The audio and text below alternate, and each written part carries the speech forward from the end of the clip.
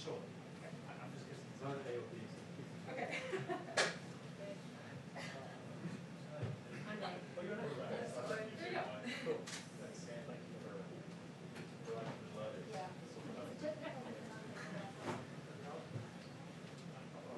The last time I stood out there for a while, like, going up the eagle, trying to. Yeah.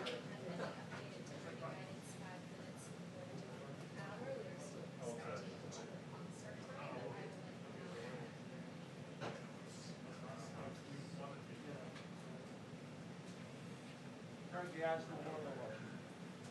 Both of them? Okay, thanks. Keep that in mind.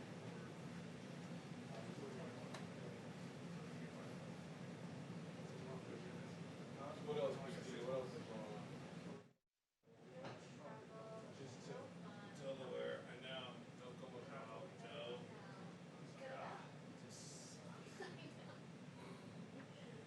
Well, you work, right?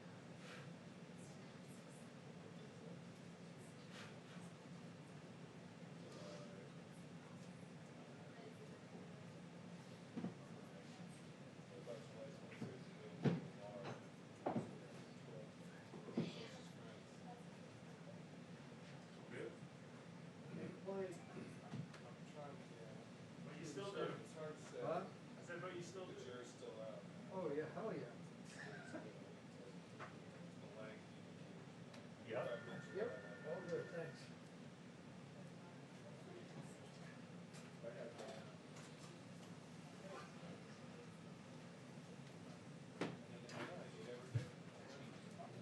Yeah, what's that? It's on, Ooh. Live view one, yeah.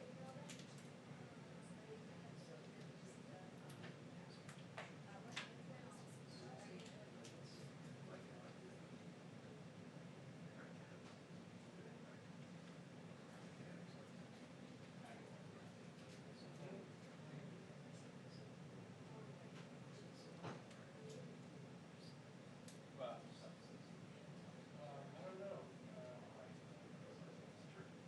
Correct. Yeah. Oh, you got it. They got it. Yeah, it's like the White House. Yep, the logo of the White House. Yeah. Okay, you're here? Okay, you're welcome.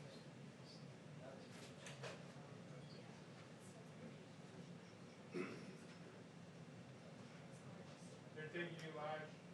Sorry. Okay, thanks.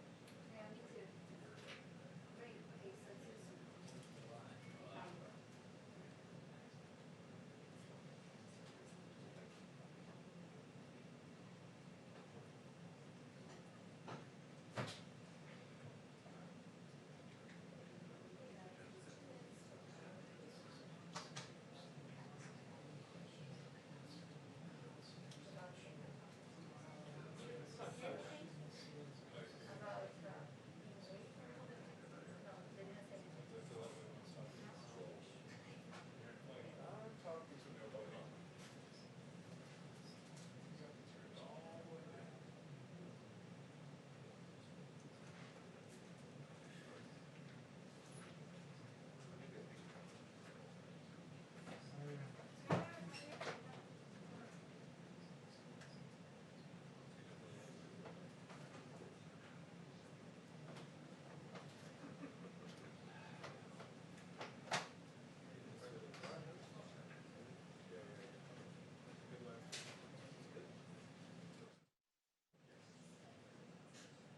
And Jonathan, you know we rotate, so we walk around. Yeah, it's fair, you know.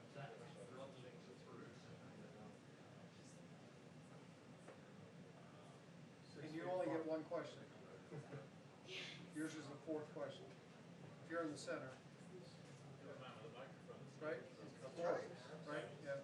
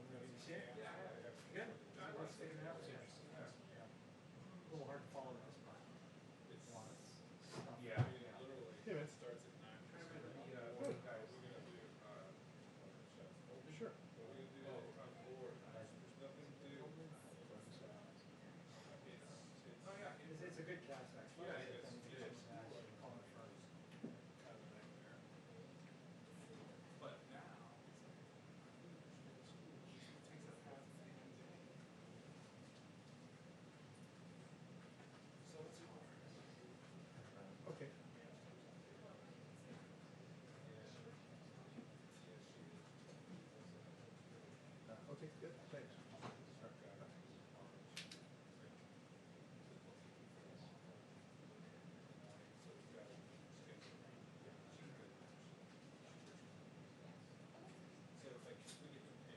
What's up, Stelly?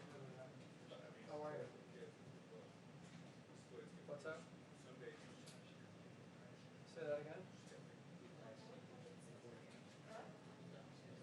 Oh, okay. What's going on? I just saw I missed your call. I haven't looked at the voicemail yet.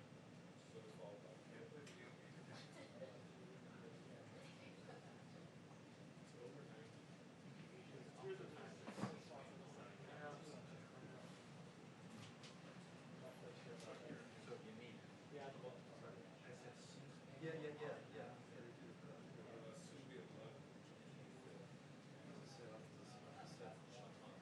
Oh, okay.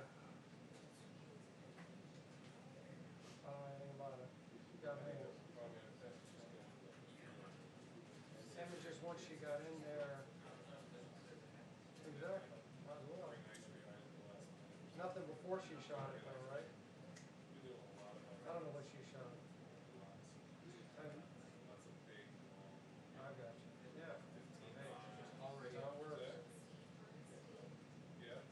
There you go. Yeah, of course. Let me know if I can help. I'll call them and find out.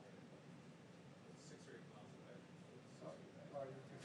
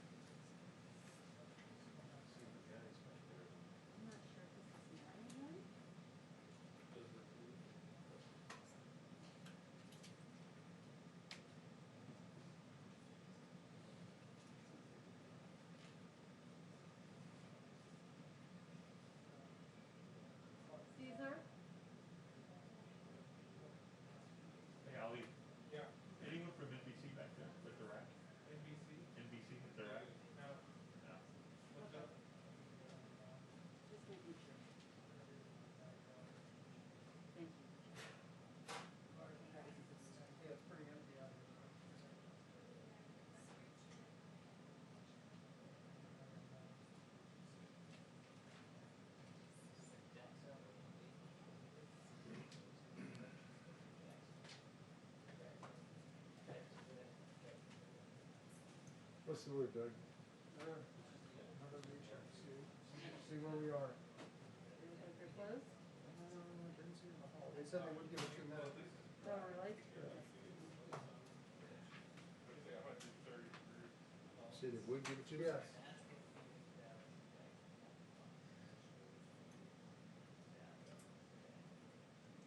Definitely have a shot. Well, they said there's gotta be something from these shots.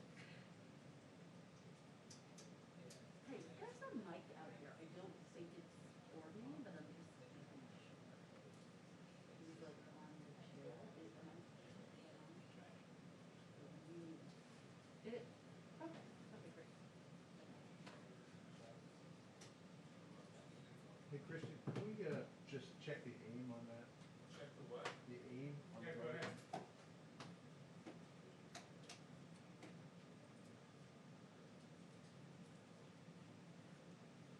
How likely I have to do the 3 for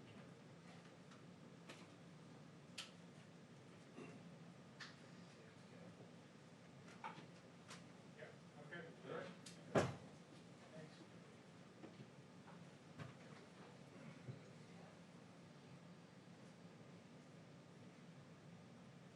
Thank you.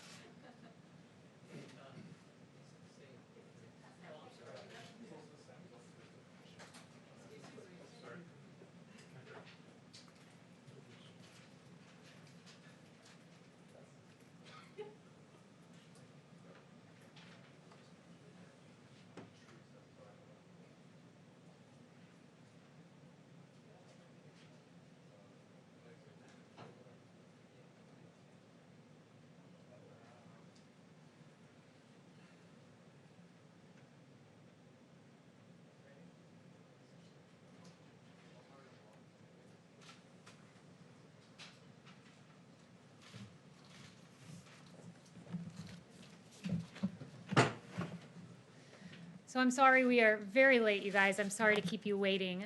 I was working with the president on something, and he wanted me to hand this out to you all, and I have it here, so I want to read it to the American public directly from the president.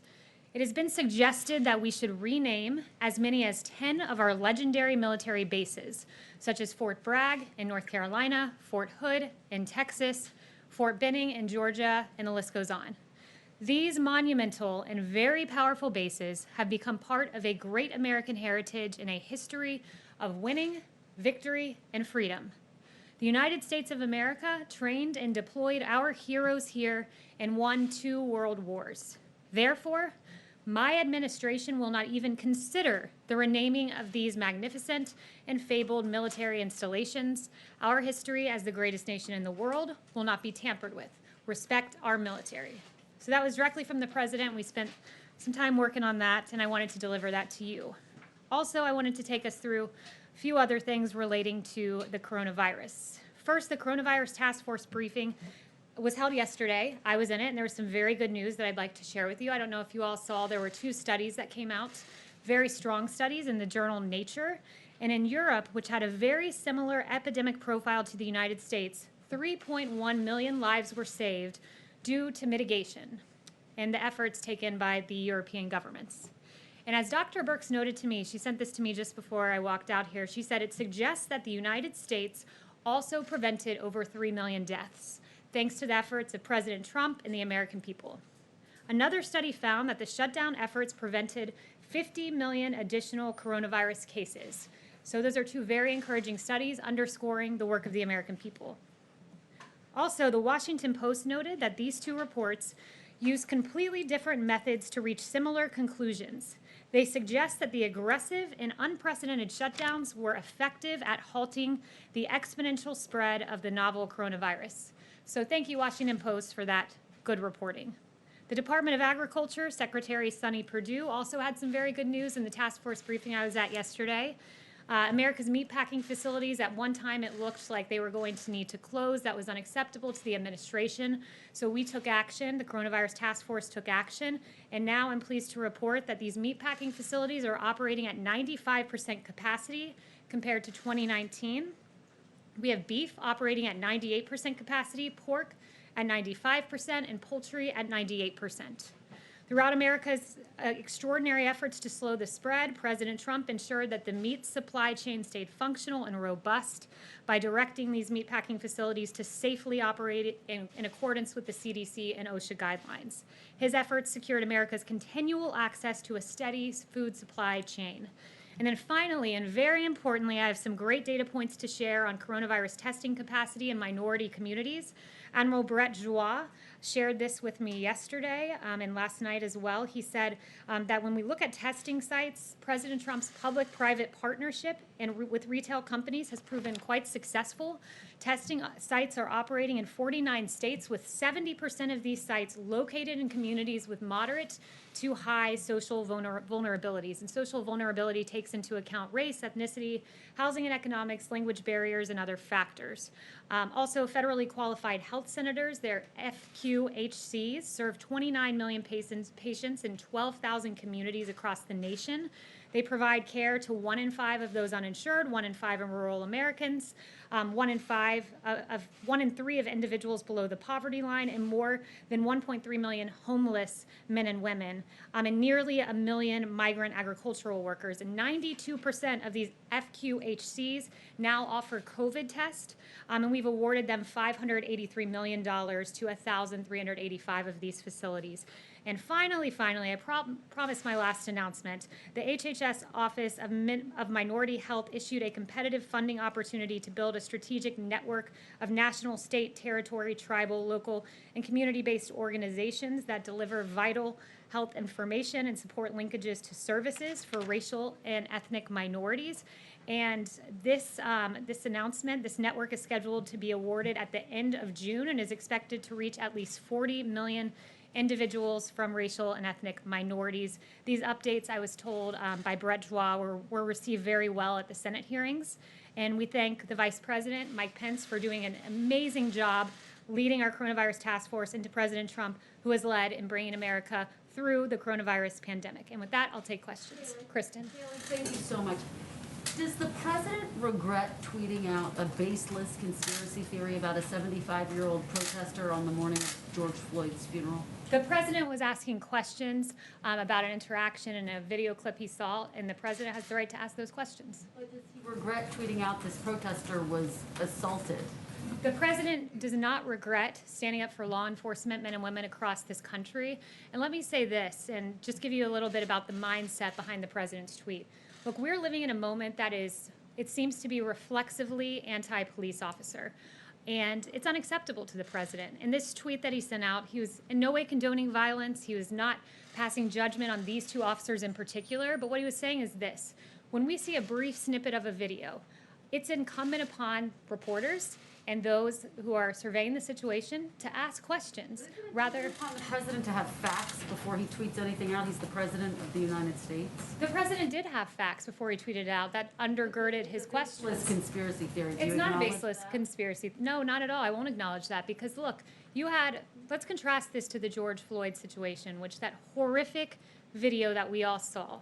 Every single police officer that I saw across the country came out and said, this is an inexcusable action, and I condemn this police officer. In this case, there were 57 police officers who said, I resign in protest over the way these two officers were handled. And the president says, those law enforcement officers have a right to be heard. But does the president John. think that anything justifies that 75-year-old man being pushed down to the ground like we all saw? The in president video? does not condone violence. He wants to see the appropriate amount of police force used in any given situation, including this one, but he believes that the officers have a right to be And very heard. quickly, George Floyd's brother is here testifying. Has the White House invited him here to meet with the president? The president has repeatedly acknowledged George Floyd, his passing, the egregiousness of that atrocity, and has called the family by phone, as he did last week. Yes. The president has got an event tomorrow in Dallas at a church in which he'll meet with faith leaders. He'll also meet with law enforcement officials, small business owners. The theme is a plan for holistic revitalization and recovery.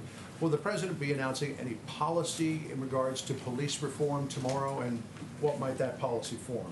Yeah, so that's a very important question. And as it stands currently, the president has spent the last 10 days quietly and diligently working on proposals to address the issues that the protesters have raised across the country, legitimate issues. And that body of work, I'm told, is reaching its final edits, and we hope to produce it for you in the coming days. I can't promise you it's tomorrow, but in the coming days, we look to deliver that. So what then will tomorrow be about? Will it be a listening session as he had on Monday with law enforcement, or might there actually be some concrete policy proposals? Yeah, it will be a round. It could at least be done at the executive level. It will be a roundtable, much like what you saw with law enforcement officers earlier in the week. And if I could just stay on that theme for a second, in terms of reform ideas that the president could support, Democrats have floated some in the House. Senate Republicans, led by Tim Scott, are working on others, things like banning chokeholds, banning no-knock warrants, independent process to investigate misconduct. Could the president support issues like that? So again, don't want to get ahead of the announcements. What I would say is each issue is being looked at as to what would make a difference. Everything that you've suggested has certain ramifications, so he has to look at each of these in great detail as he's done over the last few days. And I would just note one thing that AG Barr said was that in the Democrat bill, they talked about needing to reduce immunity to go after bad cops, but that would result in police pulling back. So that is one thing that is a non-starter. So is that, it's called qualified immunity. Yes. Is that a red line for the president? That's a non-starter in the Democrat legislation. Yes, John? Does the president believe there's a problem with institutional racism in this country and institutional racism in law enforcement? Look, I've answered this question. I think this is the fourth time I've been asked it, and I've said each and every time, there are injustices that we have seen. Clearly, that tape of George Floyd was inexcusable, gut-wrenching, difficult to watch, and it was really a beautiful funeral yesterday, all the great testimonies to his life. We recognize those injustices. Sandra Bland, another example. But this president knows fundamentally that most police officers in this country are good, that the 750 men and women that have been injured, that David Dorn, the police officer who was killed, and Patrick Underwood, the law enforcement officer who was killed, are emblematic of what police in this country stand for. That is the best, that is the brightest, and that is our domestic heroes. Yes. The reason why I'm asking it now is, does he believe that action needs to be taken to fundamentally change the way law enforcement is done in this country, to make fundamental changes so that there isn't the kind of disparities that we see along racial lines. Well, the president's looking at various proposals, and I would say this president has done a whole lot more than Democrats have ever done when it comes to rectifying injustices, where you had the crime bill of the 90s, which created great racial disparities in our justice system, and President Trump rectified some of those with the First Step Act. So President Trump's about action, and he's shown that, and he recognizes injustices and acts promptly when he sees them. Yes? Thanks, Does Kayleigh. the President agree with the recent announcements from the Marines and Navy about their policies banning the display of the Confederate flag? So I haven't spoken to him on that specific one. He does, as I noted at the top of this briefing, fervently stand against the renaming of our forts, these great American fortresses where literally some of these men and women who lost their lives as they went out to Europe and Afghanistan and Iraq and all across this world to win world wars on behalf of freedom. A lot of times the very last place they saw was one of these forts. And to suggest that these forts were somehow inherently racist and their names need to be changed is a complete disrespect to the men and women who the last bit of American land they saw before they went overseas and lost their lives were these forts. Just one follow-up. Yes, Jim. So an ex-judge appointed to review the Flynn case said the Justice Department has engaged in highly irregular conduct to benefit a political ally of the president, and he urged the presiding judge in the case to deny attempt by the government to dismiss the charges. What is the White House reaction? That's the first I'm hearing of that. I'd point you to DOJ on that. Jeff. Thanks, Kayleigh. Congressional Republicans, including Congresswoman Liz Cheney, have criticized the president's decision to reduce the number of U.S. troops in Germany. Some saying that it will embolden Russia if the United States does that. Did the president make that decision to punish Chancellor Merkel for deciding not to come to the G7 in June?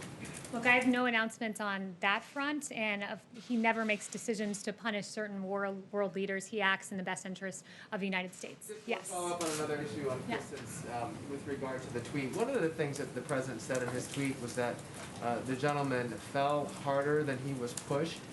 How does that work in terms of physics? Look, the president raised several questions based on a report he saw. He has a right to ask those questions, and where he stands is squarely with law enforcement. He was making no judgments, not condoning violence, not saying what happened in this case with these two officers was right or wrong, but he's standing back and saying we need to ask questions before we destroy lives and convict people in the court of public opinion. Yes. Thanks, Kayleigh. 2 questions on the economy. First of all, both the chair of the Federal Reserve and Steve Mnuchin said today the U.S. will definitely need another round of stimulus. How urgent is that for the president? I mean, how soon do we expect him to meet with Democrats to discuss the next legislation? Yeah, it's a good question. He met on a potential Phase 4 policy last week. It was a very promising discussion with his economic advisors. So that's in the works as to when and if we see that, but it is a topic of discussion. He was encouraged by the jobs report. We were supposed to lose 7.5 million jobs. We ended up gaining 2.5 million, a swing by 10 million. It was described to me as one of the, by one famed economist, as one of the worst miscalculations of economists in history to be off by 10 million. That's the size of Michigan. So the president's encouraged because what we're seeing is a belief in the Trump economy and the Trump presidency. What we're seeing is the market soar. We're seeing the S&P have its best 50-day track record in history because they believe in a president that has free market policies that got us to the hottest economy in modern history and will get us there again. Yes. The Federal Reserve today offered a pretty grim economic outlook, saying unemployment is going to be elevated for years. And also this week, we heard from the National Bureau of Economics research saying that the U.S. officially entered a recession. What is the White House response to that? We believe that next month's jobs report will be robust. The president has been clear that Q4, he expects Q3 to be a transition period, Q4 to be robust, and next year to be a very hot year. And I would note that those in the prediction business, they were off by 10 million. That's not too good. So I'd go back and look at some of the models that were off and how extraordinary the jobs report was last time, including 300,000 new jobs for Black Americans. Yes. Thank you so much. The president met with Mitch McConnell today, we understand. Can you kind of fill us in on what that discussion was about? Any updates? So I have no announcements on that front. Those were his private meetings, so no announcements out of that. Can I just add to Jonathan's question? You know, a lot of people are concerned that there is, you mentioned justice disparities. there's a lot of concern of some Americans that police officers treat black individuals and people of color differently than white individuals. Does the president share those specific concerns? Here's what he's concerned about. He's concerned about what and I've told you he's addressed injustices with Sandra Bland and George Floyd and has repeatedly acknowledged that. But here is, in addition to that, his concern, put very well by New York's Police Benevolent Association President Mike O'Meara. Our legislators are failing us. Our press is vilifying us. He's saying us as police officers, stop treating us like animals and thugs. We've been vilified, and it's disgusting. When you have a sitting congressman, Ilhan Omar, calling cops cancer, what do you think that leads to? The AP reported on a shooting in front of a police department today in California. Let's stop vilifying our officers. Let's recognize injustice where we see it, but recognize all of us in here are safe because of our police officers doing their job each and every day. I understand that, but there are concerns among many Americans that people of color are not treated the same by police, and that is what many of the protests have been about. Does the president share those specific concerns? The president believes most of our police officers are good, hardworking men and women, like David Dorn, who was killed among these riots, like Patrick Underwood, who was killed among these riots. Those are our police officers. They are our best. They are our brightest. They're absolute places of injustice. We're addressing those. We're looking at legislative proposals and EOs, and what ultimately is determined, we'll see in the coming days as to what will work as a policy prescription. But stop vilifying our officers, because they deserve better than that. They're out there. They're working hard. 750 injured just in the last week and a half, and we need to recognize that. Yes. Back on the Buffalo protester, is the president disappointed that more Republicans have not lined up to support the questions he asked, to use your characterization of it, which many people also characterize it as a conspiracy theory? And secondly, has the president reached out either to the injured gentleman or to the police officers involved?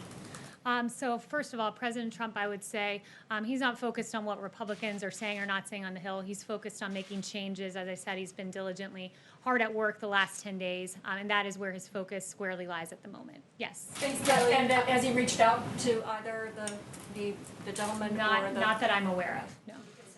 Not that I'm aware of. Hello. Thanks, yes. You started this briefing reading off some statistics about success of mitigation efforts on the spread of COVID, but we're now seeing a spike in cases in more than a dozen states and increased hospitalizations in a lot of those as well. So, and many public health experts attribute these spikes to Memorial Day weekend gatherings and other aspects of the reopening process before these mass protests.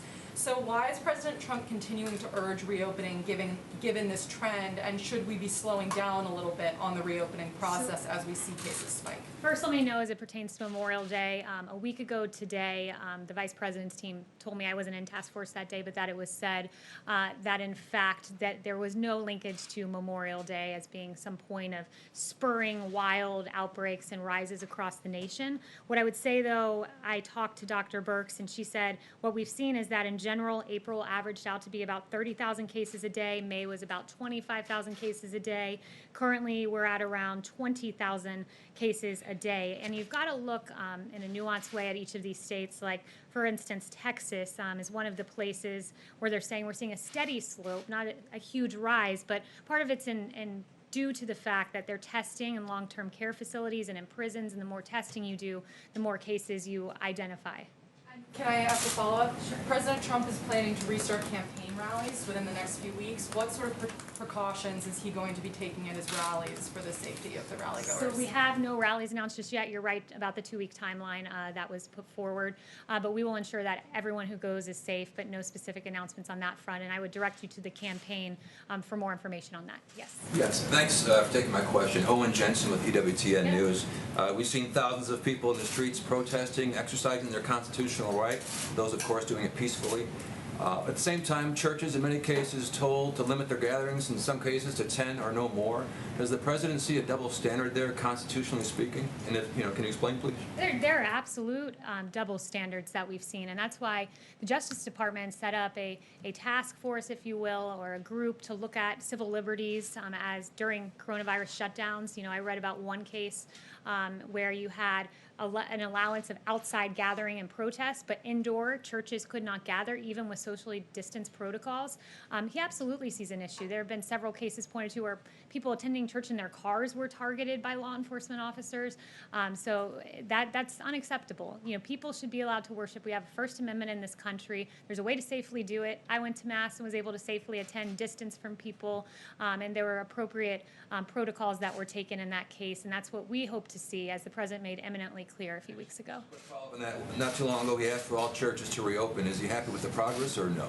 He's happy with the progress. I've seen, in fact, that very week, a church that I visited reopened, a church down the road from me. So I think he gave a lot of courage to the faith community to reopen, to do so safely. And look, here we are, I think 4 weeks later, and we haven't been hearing about, you know, rampant outbreaks in places of worship. The First Amendment's a beautiful thing. People have a right to go to church or mosque or synagogue. Yes. Yes, hi, Kelly, thanks. Still on COVID, the President seems pretty unconcerned so far about November and the COVID situation, you know, whether people are going to be afraid to go to polls or whether there's going to be a lot of delays because of the COVID. He recently said it's a long way off, I think meaning that the pandemic will have died down by then, essentially. But given that it hasn't actually gone away, you know, people are obviously still dying every day and there are some spikes, and it's not that far away, 5 months. Are any measures being taken at all to guarantee that this election is going to go smoothly and everyone who wants to vote can vote? Yeah, well, I've not seen much criticism of the protest and socially distance and mitigation efforts. I think there's a way to safely vote if you can safely protest, and that's what the president would like to see. There's a way to safely vote. There's a way to safely go to church, and you're asking a hypothetical about something 5 months from now at a time, ironically, when the media hasn't expressed much outrage about a lack of mitigation efforts taken by some of the protesters. Just wondering about the election. That's what everyone cares about. Thank you so much, Kay. Two questions. First, is the president concerned the protests could lead to another outbreak of coronavirus? And a second question, President Trump said that he does not believe the death toll and coronavirus cases figures from some countries. Does he trust the figure from Brazil? Is the White House concerned that the Brazilian government is hiding information about COVID-19?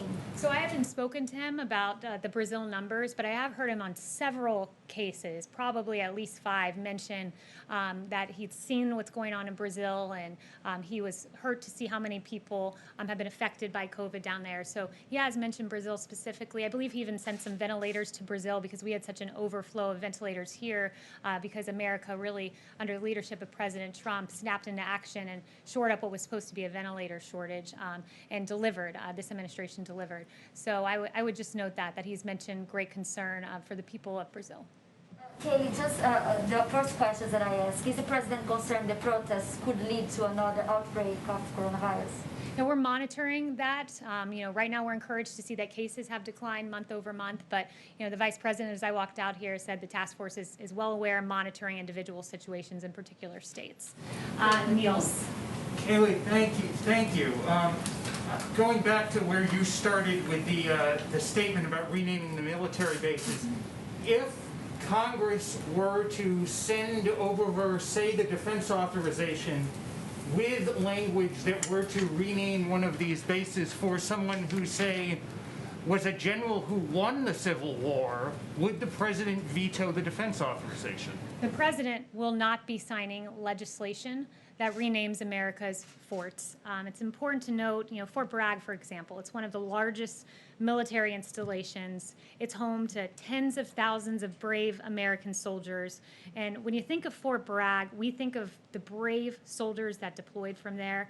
We think of all 5 World War II airborne divisions, the 82nd, the 101st, the 11th, the 13th, and the 17th, all trained at Fort Bragg. The 555th Parachute Infantry Battalion. This was the first black parachute battalion trained at this fort.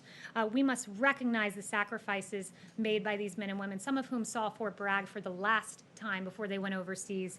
We've got to think of the Fort Bragg soldiers that have led humanitarian operations like in Hurricane Katrina and the earthquake in Haiti.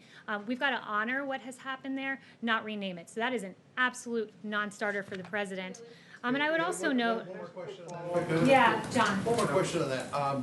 General David Petraeus is one of those people who went through Fort Bragg a number of times, even though his first command was at Fort Campbell, Kentucky. He penned a quite lengthy and detailed editorial about the reasons why those bases should be renamed, saying it's ironic that American soldiers and Marines are being trained at bases named for people who fought against the Union back in the Civil War, that many of the people for whom these bases are named were leaders held in questionable regard, but who were elevated during the Lost Cause movement.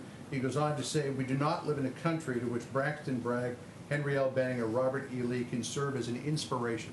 What does the White House say to that particular point of view? Fort Bragg is known for the heroes within it that trained there, that deployed from there, and it's an insult to say to the men and women who left there the last thing they saw on American soil before going overseas, and in some cases losing their lives, to tell them that what they left was inherently a racist institution because of a name. That's unacceptable to the president, and rightfully so. And I would also note, where do you draw the line here? I'm told that no longer can you find on HBO Gone with the Wind because somehow that is now offensive. Where do you draw the line? Should George Washington and Thomas Jefferson and James Madison be erased from history? What about FDR and because of internment camps? Should he be erased from history, or Lyndon Johnson, who has a history of documented racist statements? And finally, what about people that are alleged by the media to be segregationists? NBC tells us Joe Biden didn't just compromise with segregationists, he fought for their causes in schools, experts say.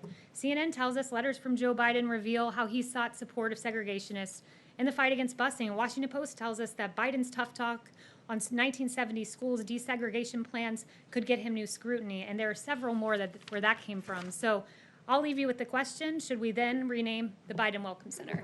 Thanks very much, guys. One more on George Floyd, Kayleigh. One quick follow-up on something.